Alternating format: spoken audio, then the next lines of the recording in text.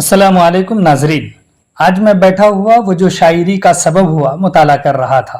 कलीम आजिज की इसमें बेहतरीन गज़लों को पढ़कर बड़ी खुशी हो रही थी कि ये अशार मेरे सामने आए।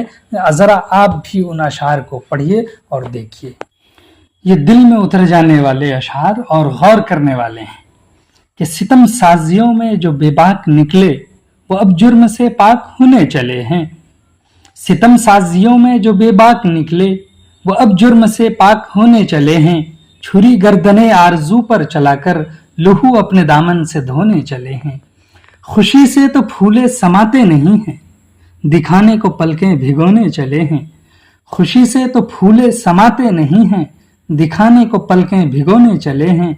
जिन्हें मुस्कुराने से फुर्सत नहीं थी, मेरे हाल पर आज रोने चले हैं। हवस तो जमाने में बदनाम ही थी, मोहब्बत भी दुनिया में बर्बाद निकली।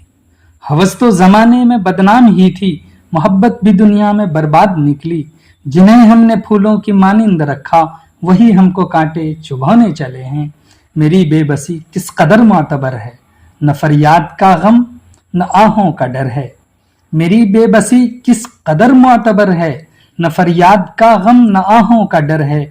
मुझे हर तरह पाबा जंजीर करके वो अब पांव फैला के सोने चले हैं।